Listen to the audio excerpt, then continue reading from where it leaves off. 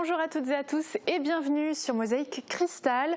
On vous propose un voyage musical aujourd'hui entre l'Irlande et la Bretagne pour un répertoire celtique, un doux mélange entraînant de rock, folk et festif avec le groupe local l'Officine du Gueux. Bonjour à vous deux. Bonjour. Nous avons François Nadler et Denis Riss qui sont donc sur ce plateau. Et puis on peut le dire tout de suite, vous avez sorti un nouvel album, c'est celui-ci, Ex Grog and Folk, et on en parle dans quelques instants. Des cas suspects de coronavirus dans la région, nos internautes craignent-ils une épidémie ? Eh bien Marie-Morgane, tu as posé la question. C'est ça, salut. Salut. Et direction Rallin maintenant pour retrouver notre équipe duplex. La mairie est en plein chantier. Plus d'1 an de travaux sur le bâtiment. En plus d'une rénovation, c'est un réaménagement complet qui va être effectué. Salut Thibaut, est-ce qu'on peut carrément parler d'un projet d'envergure ? Salut Rani, oui c'est bien un chantier d'envergure ici à la mairie de Rallin, un projet qui s'élève à plus de 780 000 € mais qui a été revu à 880 000 suite à quelques épisodes qui ont ralenti sa progression. Il y a plus de 480 mètres carrés à réaménager entièrement. Les travaux ont débuté en 2019 et devraient s'étendre jusqu'en septembre 2020. L'équipe administrative de la mairie a été relogée aux 4 rues des Écoles ici à Rallin. Le but est simple, rénover mais surtout centraliser en un seul lieu les différents services de la ville. Nous en reparlerons plus tard dans le reportage. Eh bien, merci à toi et merci également à Morane pour le cadrage. On commence ce journal avec les infos en bref.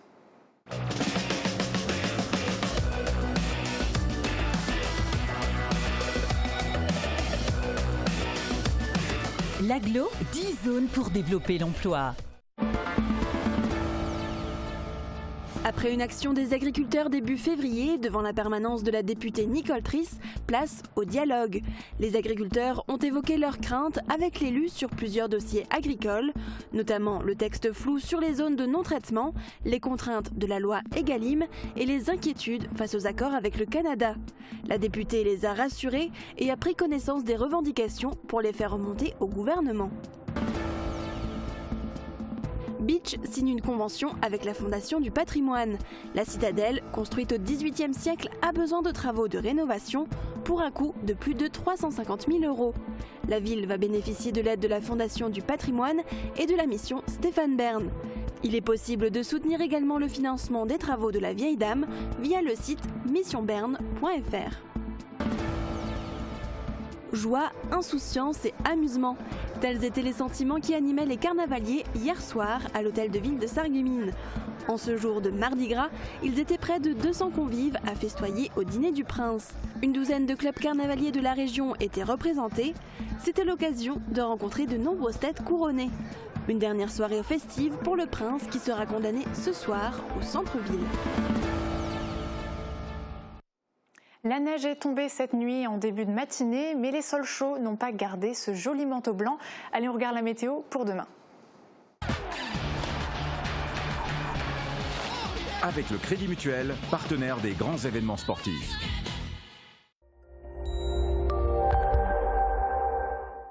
Alors aujourd'hui, le département de la Moselle est placé en vigilance jaune, inondation, vent et neige.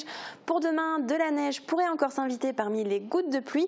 C'est surtout en milieu de journée que les précipitations seront plus soutenues. Le soleil devrait faire une courte apparition en fin de journée, puis quelques averses seront encore possibles. Attention aux rafales de vent qui pourraient atteindre les 80 km/h l'après-midi. Côté température, elles seront comprises entre 4 et 7 degrés. Demain, nous serons le jeudi 27 février. Nous souhaiterons une bonne fête aux Honorines. Le soleil nous accompagnera de 7h17 à 18h10. Direction la forêt du Simserhof avec notre photo du jour. Comme nous l'a écrit Marc Muller, pas besoin d'aller bien loin pour se croire en vacances.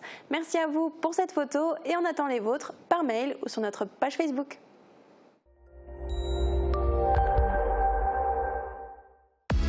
La communauté des communes Place Aigné à Beach offre de nombreux services pour faciliter le quotidien de ses habitants. Une erreur s'est glissée hier dans notre émission politique. La photo de M. Joël Schwartz, maire de Schweyen, était en fait la photo de M. Michel Baer, maire de Langelsheim. Voici la bonne photo et toutes nos excuses pour cette méprise. Une rencontre manquée de trop et les agriculteurs réagissent face à l'absence de la députée Nicole Triss à la dernière AG des jeunes agriculteurs. Ces derniers ont déversé du fumier devant la porte de sa permanence à Sarreguemines. Une action symbolique mais regrettée par la députée qui apprenait le dialogue. Et c'est chose faite ce lundi où les agriculteurs ont pu évoquer leurs craintes au sujet de plusieurs dossiers agricoles. Une absence à l'AG des agriculteurs justifiée par une autre rencontre avec la préfète de région.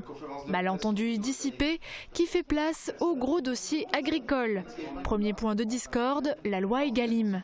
Malgré les lourdes sanctions infligées aux distributeurs qui ne respectent pas les règles et un équilibre dans les prix, des craintes subsistent toujours. La loi Egalim qui demande aux agriculteurs français un petit peu plus de contraintes, demande aux agriculteurs français de monter en gamme dans leurs produits pour faire des produits de meilleure qualité. Alors ça c'est tout à fait logique et c'est compréhensible, mais parallèlement à ça, le gouvernement n'hésite pas à se positionner favorablement sur des accords internationaux, notamment avec le Canada, qui fera entrer des produits agricoles qui ne respectent pas les mêmes normes que les produits français. Il n'y a aucun impact négatif sur l'agriculture en France et notamment en Moselle avec le CETA, puisqu'au contraire, la France est plutôt gagnante dans ses exportations. Il n'y a pas de viande porcine, il n'y a pas de volaille qui transite du Canada vers la France. Par ailleurs, la viande bovine qui transite c'est un volume infinitésimal puisque c'est moins de 0,01% de la viande bovine qui est consommée en France. Concernant l'accord Mercosur avec les pays d'Amérique latine, pas de crainte, il n'a pas été accepté.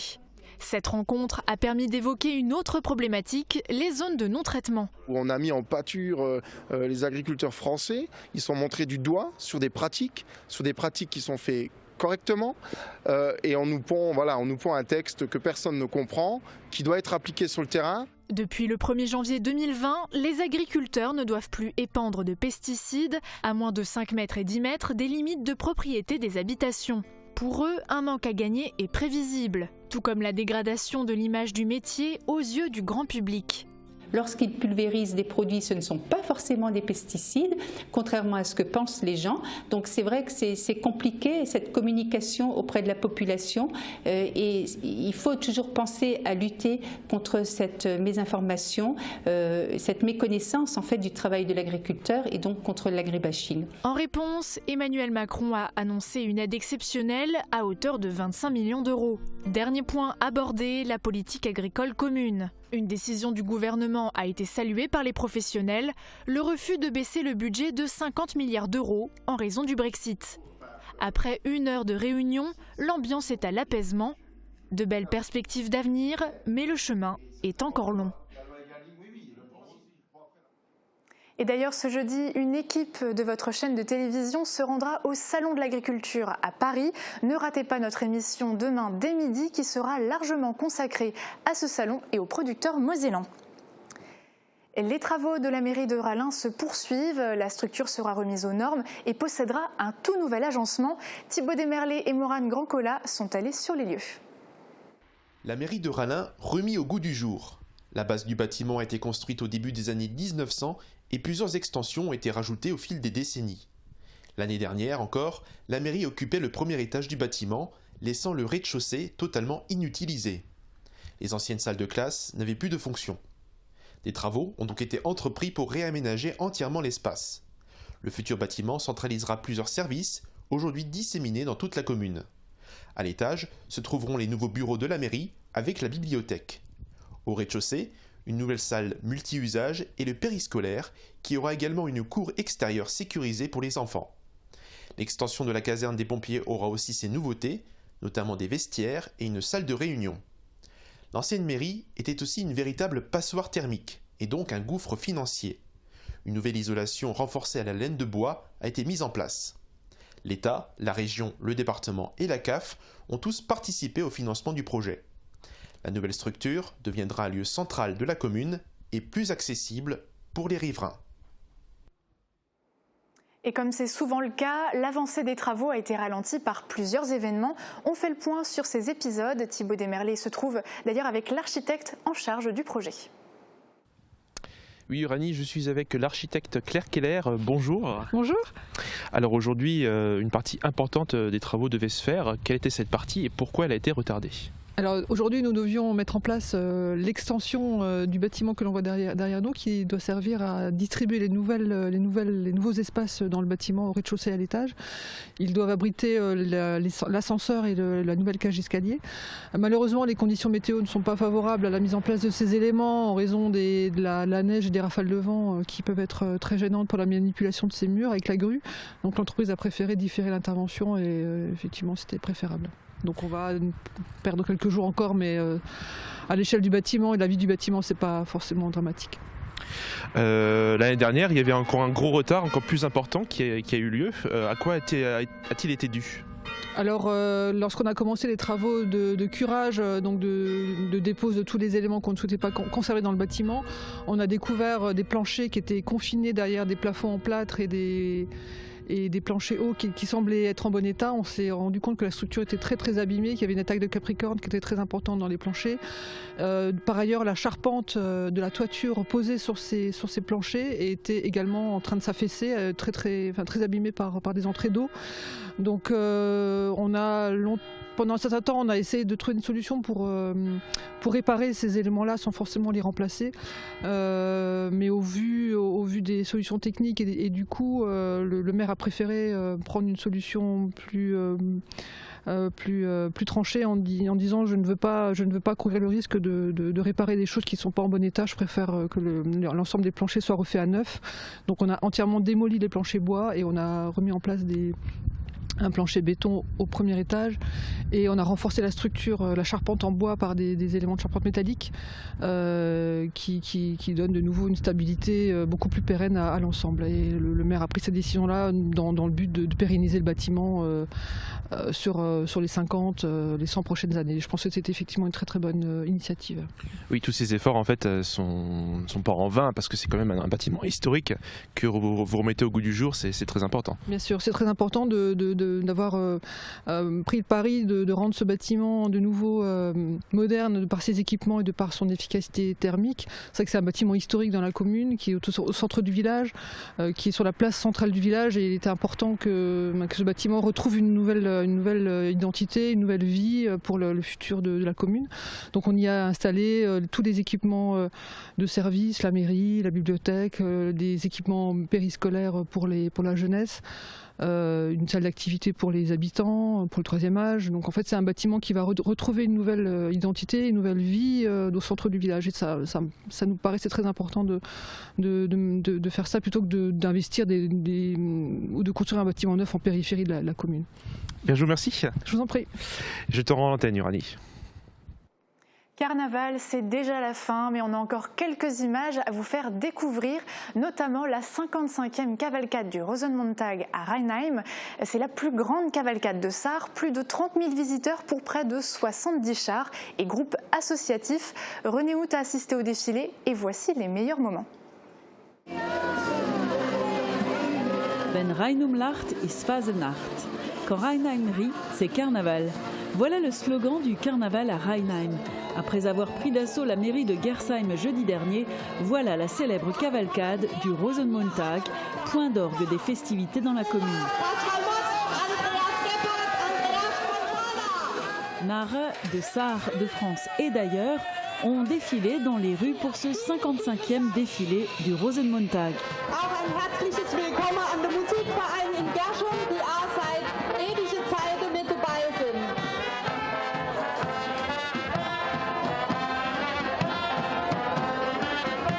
Chaque année, Rheinheim est le point de rendez-vous des fous du Rosenmontag. Toutes les associations des environs participent à l'événement et proposent chaque année des chars et des costumes différents. Le public vient toujours nombreux, quelle que soit la météo, pour assister au spectacle. C'était une cavalcade merveilleuse, plein de groupes créatifs. C'était vraiment bien, beaucoup de bonne humeur. Et je trouve ça tellement bien qu'à Rheinheim, on ait pu mettre sur pied 5 fois 11 fois une aussi bonne cavalcade du Rosenmontag. Il y avait plein de monde, des milliers de personnes, c'était super. Et on dit à tout le monde, allez hop!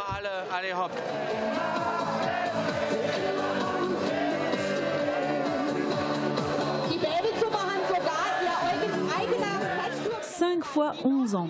Un bel anniversaire pour cette cavalcade devenue incontournable pour les carnavaliers de Sarre. Aucun doute que la tradition se perpétuera encore, en tout cas au moins jusqu'au prochain multiple de 11.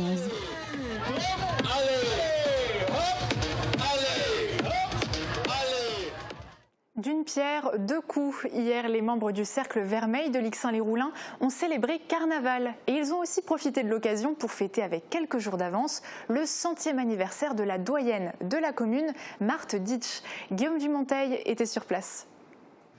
Joyeux anniversaire. Merci beaucoup. 100 ans, cela se fête. De nombreux membres du Cercle Vermeil étaient réunis hier au foyer Saint-Maurice pour célébrer Mardi Gras et pour souhaiter un bon anniversaire à leur doyenne, Marthe Ditsch, qui aura 100 ans samedi prochain. L'ancienne institutrice a tenu à les remercier. Merci à tout le monde, à tous ceux qui sont venus, tous ceux qui sont déplacés, tous ceux qui m'ont souhaité d'être là encore un petit peu. Marthe Ditsch est née le 29 février 1920. Elle a toujours vécu à Lixin-les-Roulins. Célibataire, elle vit encore seule chez elle et est bien entourée. Aujourd'hui, elle voit très mal, mais reste plutôt en bonne forme, tant physique que mentale. Boire un petit coup, c'est agréable. Boire un petit coup, c'est doux. Un petit coup, voilà. Cela faisait 2-3 ans que Marthe Ditsch n'avait pas pris part à un événement organisé par le Cercle Vermeil. Pour ces retrouvailles, ses amis étaient très contents de la revoir. Ils avaient préparé en son honneur beaucoup de réjouissances, notamment des chants interprétés par la chorale du Cercle Vermeil.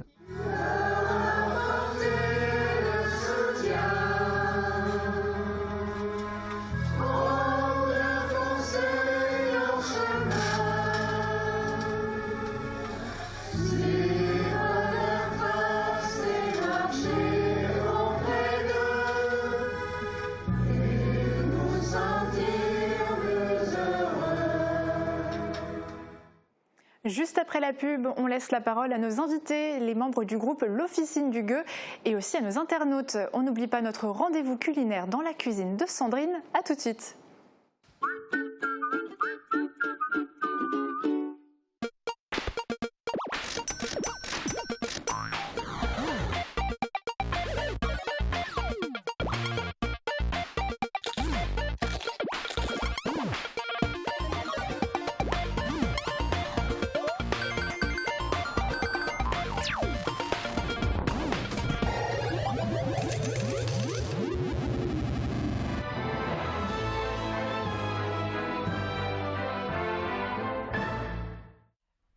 Et maintenant, je vais vous mettre l'appareil auditif.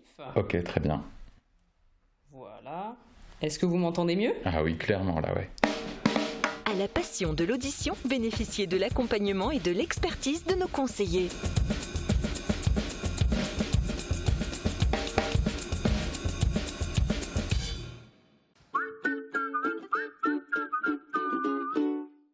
Il se propage et inquiète de nombreux pays actuellement, c'est le coronavirus.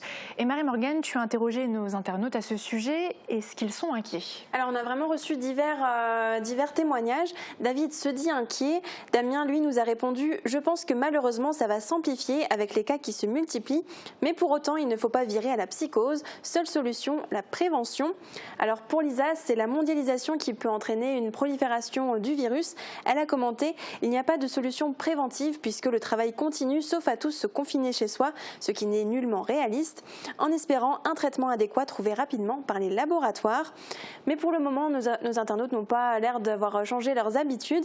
Daniel nous a écrit « Je ne suis pas trop inquiet, c'est un virus comme un autre, il y a trop de psychose. » Alors, certains internautes comparent aussi ce virus à celui de la grippe. Alors, j'ai quelques chiffres de Santé publique France. Depuis l'apparition du coronavirus, 14 cas ont été confirmés en France et une personne est décédée. confinés. La grippe a quant à elle causé la mort de 34 personnes en France depuis le 4 novembre dernier et 530 cas graves ont été signalés. Mais pour l'instant, selon l'Agence Santé publique France, les informations ne seraient pas encore tout à fait claires par rapport au coronavirus qui a touché déjà plus d'une trentaine de pays. Elle n'a pas toutes les données, mais en tout cas, c'est une actualité qui intéresse beaucoup nos internautes et ils se sentent en tout cas concernés. Et oui, et il faut l'être quand même parce que ça peut toucher tout le monde malheureusement. Merci beaucoup Marie-Morgane pour ta chronique. Ils sont originaires du Pays de Bitche et font de la concurrence déloyale aux autorités de santé, tant leur musique nous soigne. C'est en tout cas comme ça qu'ils se décrivent. François Nadler, Denis Ris, vous êtes plutôt connu sur notre secteur, hein. Vous avez fait pas mal de scènes dans les environs et vous avez sorti ce nouvel album qui s'intitule Ex Grog and Folk. Alors concrètement, on y entend quoi de nouveau à l'intérieur ? C'est un album qui contient 9 titres, dont 8 créations. Il y a une reprise, c'est une vieille chanson irlandaise, parce qu'il se trouve que dans notre groupe, on a un musicien qui joue avec un groupe qui s'appelle Drops of Brandy. Et sinon, voilà, c'est que des créations. Dans ce CD, on s'est permis un peu de quelques petites fantaisies, puisqu'on a exploré certains registres qu'on n'avait pas trop exploités. Donc c'est très ouvert. Il y a des morceaux qui sonnent plutôt irlandais, un peu Irish punk, et d'autres c'est plus cajun parfois, ou folk, tout simplement. Et c'est sur quelle thématique que vous avez décidé de travailler cette fois-ci ? Il n'y avait pas vraiment de thématique, c'est vraiment le travail de création qui nous plaît le plus lorsqu'on fait un CD, c'est d'écrire des morceaux d'abord qui nous plaisent, et puis il n'y a pas forcément au départ une volonté d'adresser un message, si ce n'est que cet album est pour nous un acte de résistance à l'amorosité, parce que c'est vrai, quand on regarde les actualités, quand on les entend, surtout ce qu'on vient d'entendre, eh bien parfois on a besoin aussi de changer un peu d'air, d'esprit, et du coup on espère que ces chansons-là, ces quelques chansons pourraient contribuer à cela. Alors, bien sûr, vous n'avez pas travaillé qu'à deux sur cet album. Denis Ris, vous étiez combien au total ? On était au total 5 musiciens. Et encore, on avait ajouté des invités, il y en avait 4. Un violoniste, 2 violonistes, une flûtiste et un percussionniste. Alors, oui, et... là, on était... ça, c'est les invités qui ont été rajoutés. Voilà. Mais au départ, on était à 5 pour réaliser le CD. Voilà. Et par rapport au clip qu'on est en train de voir, les images qui sont en cours, là, c'est vous qui l'avez fait seul ou comment ça s'est passé ? Alors là, on l'a fait à Rohrbach, le studio Pablo. C'est lui qui nous a réalisé le clip. On est allé chez lui et c'est lui qui s'en est occupé. Alors, c'est une belle équipe, apparemment, qui était derrière tout ça. Cet album, vous le vouliez comment ? Est-ce que c'était à la hauteur de vos attentes, ce résultat-là ? Disons que lorsqu'on commence à travailler sur un enregistrement, on ne sait pas vraiment d'avance ce que ça va donner. On avait le choix entre plusieurs titres, c'est les morceaux qu'on a retenus. On voulait simplement qu'ils soient un petit peu joyeux, festifs et que ça donne de l'entrain. Voilà, c'était ça l'idée au départ. Alors, c'est peut-être le moment de s'écouter un petit extrait. Voici le clip du titre « Debout ensemble ». On ne sait pas comment sera le monde.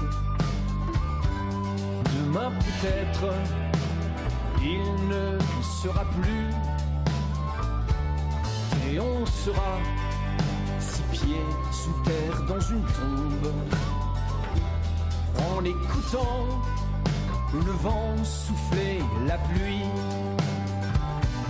Quand tout s'effondre, quand tout part à volant, on frelonne, you'll never walk alone. Sous les décombres. C'est très mélodieux en tout cas, et c'est assez original aussi. C'est vrai que voilà, ça donne envie. Le texte, c'est vraiment bien. Et finalement, on l'a placé sur une musique qui donnait tout de suite une idée. Ça match quoi. Ça tout de suite. François qui est spécialiste au niveau des textes, c'était tout de suite ce qu'il fallait. Et dans cet album, est-ce qu'il y a une musique en particulier qui vous tient à cœur ? Alors il y a un morceau qui sort un peu du lot, c'est le titre « Touchez pas à notre accordéon ». Un morceau un peu rigolo, dans l'esprit Irish punk, et on aime beaucoup ce morceau parce qu'il est très festif et très joyeux. Et peut-être une anecdote sur comment vous créez certains titres. Est-ce que ça vous vient d'un coup? Comment ça se passe? Alors, pour raconter une anecdote, on est rentré un soir de concert, on est allé chez François, et le matin, parfois ça nous arrive encore de boire un café et de débriefer ce qui s'est passé, et c'est là que j'étais assis sur son tabouret, et je commence à fredonner une mélodie, et je dis à François, écoute, prends ta guitare, il y a quelque chose que j'ai en mélodie. Et François a pris la guitare, je lui ai sifflé la mélodie, un peu fredonner, et François dit tout de suite, ça peut le faire, ça c'est... J'écrirai un texte là-dessus, on verra ce que ça donne, et ça s'est fait comme ça. Et donc c'est par rapport au titre Hey Boss. Et ça parle de quoi alors? Alors c'est une chanson un peu rigolote aussi, mais ce que j'aimais bien c'était surtout la couleur un peu cajun, roots, reggae. Ça donne un peu de soleil à l'album, voilà. Très bien.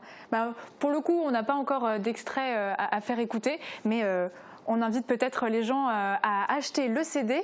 D'ailleurs, Denis Ries, est-ce que vous pouvez nous dire un petit peu où est-ce qu'on peut trouver cet album? Oui, alors j'ai inscrit Vous avez fait une petite liste. Oui, alors au restaurant de la gare à Petit-Riderchin, le bureau de tabac Bourgogne à Petit-Riderchin, à la boulangerie Moraire à Bolminster, boulangerie Hamem de Rallin, restaurant du Bon Coin à Binin, restaurant à Épin, le McLaren à Sarreguemines, qui est connu, mairie de Saint-Louis-les-Bitches, et les autres points vont encore se faire. Et en plus, François... Alors en plus, l'album est disponible sur toutes les plateformes de téléchargement.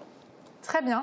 Et puis vous avez aussi votre page Facebook, l'Officine du Gueux, où on peut retrouver toutes les informations. Voilà. Des prochaines dates de concert pour terminer?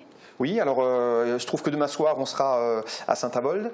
Ensuite commence la tournée du mois de mars de la Saint-Patrick, mais il y a une date, je crois, qui est vraiment importante pour nous, c'est celle du 15 mai à Meisenthal, à la Alverrière, la Pointe-Noire. Très bien. Merci beaucoup à vous deux. On est déjà bien détendu avec cette interview, avec cette petite musique qu'on a pu écouter. Mais on décompresse encore plus avec ce reportage. On prend la direction de Folperswiller à l'atelier Zen. Spa, piscine chauffée, terrasse, barbecue. Le gîte est un luxueux duplex pouvant accueillir jusqu'à 5 personnes. Regardez.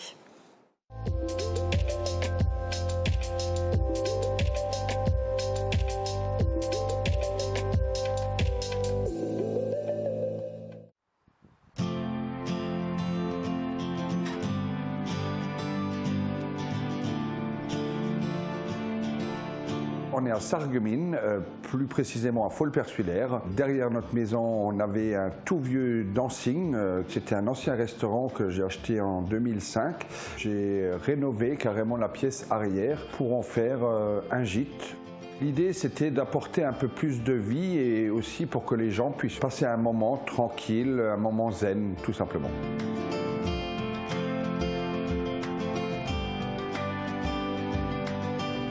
Notre gîte, l'atelier Zen, propose un spa qui est chauffé à 37 degrés toute l'année. Une piscine également en été qui est chauffée. Nous avons également une terrasse. Les gens qui ont accès à l'espace extérieur peuvent profiter du jardin, faire un bon bain de soleil et le soir se retrouver devant un bon barbecue.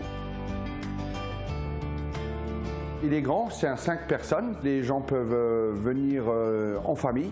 L'atelier Zen dispose de 2 chambres, donc une chambre parentale qui se trouve au rez-de-chaussée, une chambre à l'étage qui est dans la mezzanine, donc qui est ouverte, qui compose un lit 2 personnes et un lit 1 personne.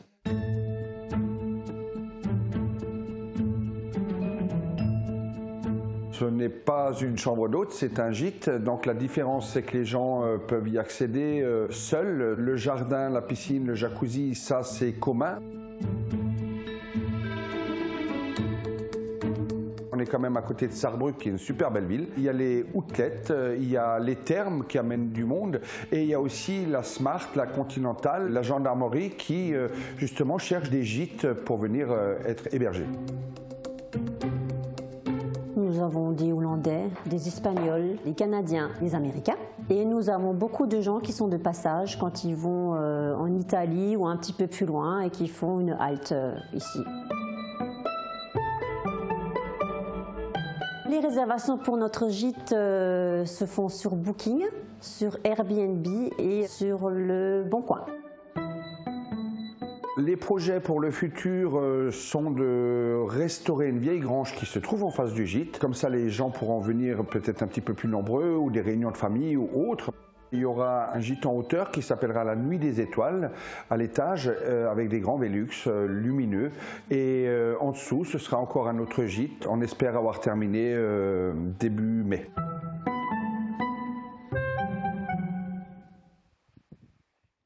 François Nadler, Denis Ris, merci d'avoir apporté votre bonne humeur musicale sur notre plateau et à bientôt peut-être.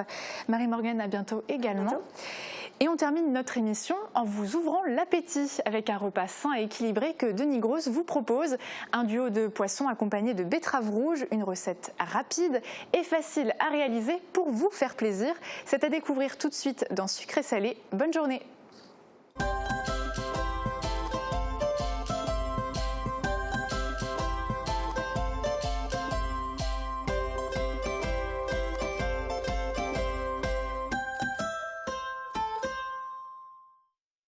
Bonjour à tous et bienvenue dans votre émission Sucré Salé.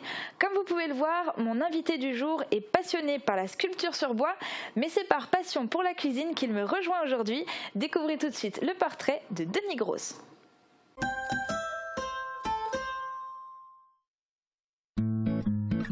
Denis Grosse est originaire de Rémalfin et mécanicien d'entretien à la retraite. Ses premiers pas en cuisine, il les a fait avec le père d'un ami il y a bien longtemps. Depuis, il cuisine et il aime ça. De bonnes soupes, des pizzas améliorées, des quiches lorraines, des desserts aussi. Mais Denis a une autre passion, la sculpture sur bois, qu'il pratique depuis 20 ans dans l'association Les Amis de la Sculpture sur Bois à Vosvillers. Il a suivi une formation de base et depuis, il fabrique divers objets et figurines avec le plus grand soin. Denis s'intéresse aussi à l'histoire. Il a d'ailleurs été guide durant 15 ans au Fort Cassot. Denis, bonjour. Bonjour Sandrine. Je suis ravie de t'accueillir aujourd'hui sur le plateau. Et avant de savoir un petit peu ce qu'on va cuisiner, j'aimerais te demander, est-ce que tu es plutôt sucré ou salé ? Salé, plutôt salé. Plutôt salé, donc c'est pas un gâteau qu'on va faire aujourd'hui. Non.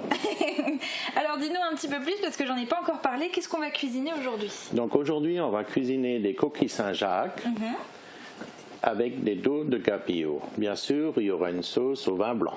D'accord, ok, j'ai hâte de découvrir tout ça. Et avant de commencer à cuisiner, je vous propose de regarder les ingrédients.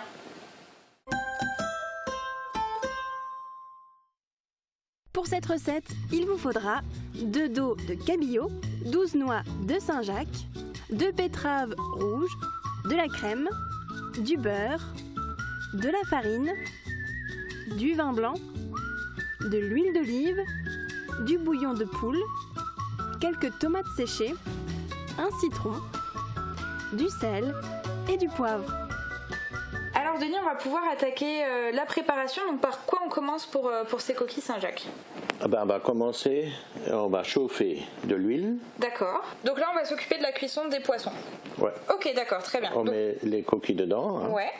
Et puis après, on pourra commencer avec le poisson. Ok, ça marche. Donc là, c'est des coquilles, on peut le préciser, qui étaient congelées. Oui. Et qu'il faut faire décongeler au préalable, en fait, c'est ça ? Bien sûr. Donc quand l'huile est chaude, on peut mettre le cabillaud. Maintenant, il faut quand même faire attention, comme on a dit, à petit feu, mais pendant au moins 7 minutes. D'accord. La plus petite position pour l'instant. Ok. Et quand les noix elles commencent à frire un petit peu comme ça, on peut déjà... On va mettre du beurre. Il est là. Un peu de beurre. C'est pour qu'ils prennent un peu de couleur ? Oui. Donc maintenant, à ce stade-là, on voit, ils ont pris un peu de couleur, pas trop. Et je peux mettre la farine. D'accord. Ça fait un peu comme un roux. D'accord, ouais. Et c'est quoi les autres étapes de cette sauce ? Du vin blanc. D'accord. Et bien sûr, le bouillon de poule. Ok. Et de la crème. La touche finale pour la sauce.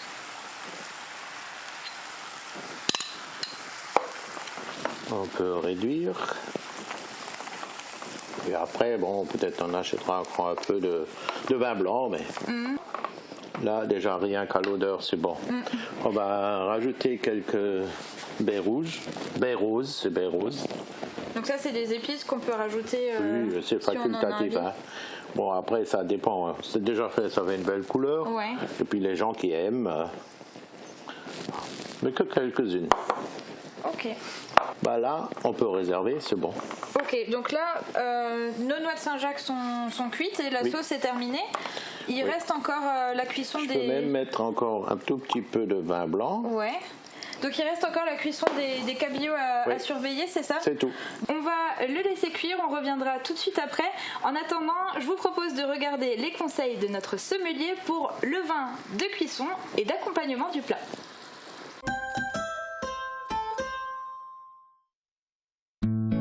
Les établissements Kiel proposent depuis de nombreuses années aux entreprises, communes, associations et particuliers un large référencement de boissons alcoolisées ou non, avec des livraisons possibles dans toute la région. La cave a ouvert ses portes en mai 2019 suite au déménagement de l'entreprise sur le site de l'Europol à Hambach. Toutes les régions de France sont représentées, que ce soit en vin rouge, blanc ou rosé. Vous y trouverez aussi des alcools tels que bière, whisky et autres rhums. Jean-Jacques et Sébastien sont là pour vous guider et vous donner leurs bons conseils. Ils vous accueillent du mardi au vendredi de 9h à midi et de 14h à 18h30 et le samedi de 9h à midi. Notre cabillaud est du coup un peu plus cuit qu'avant, alors on en est à l'étape où il faut le retourner, c'est ça? Oui. Donc là on voit qu'il a blanchi déjà un petit peu, il est moins transparent qu'avant. Voilà, regardez ce côté-là, c'est déjà bon. Ouais. Et maintenant il suffit même pas 3 minutes de l'autre côté. Ok. Dans 3 minutes, ce sera bon. D'accord. Et en attendant qu'il termine de cuire, on va pouvoir préparer peut-être la suite. Oui. Alors, les betteraves rouges. Qu'est-ce qu'on va proposer pour accompagner ce plat, donc ce poisson? On va simplement une petite salade de betteraves rouges. D'accord. Donc on va râper les betteraves rouges. Maintenant, quand on a des betteraves rouges qui ne sont pas cuites, on peut les faire frire. D'accord. Il faut les râper tout fin et les faire frire. Ok. Avec un peu de sel, de poivre et de l'huile d'olive. Ok. C'est bon. Bon, notre poisson, il est bon. Donc maintenant, on va pouvoir tout mettre sur assiette, c'est ça? Oui, c'est ça. Alors, juste avant, j'aimerais qu'on en apprenne un petit peu plus sur vous. Alors, je vous ai réservé quelques questions. Elles sont dans le frigo. Oui. Est-ce que vous pouvez aller les regarder? Le frigo, il est Oui, là. celui-là.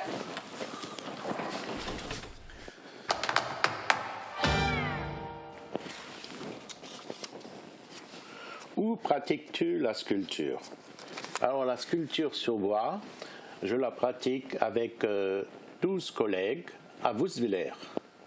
En dessous de la mairie, on a une salle de sculpture que la mairie nous a prêtée à l'année.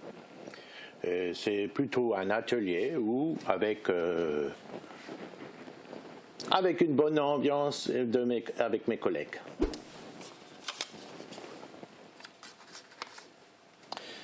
Quel est le conseil que tu peux donner pour ceux qui veulent débuter en cuisine?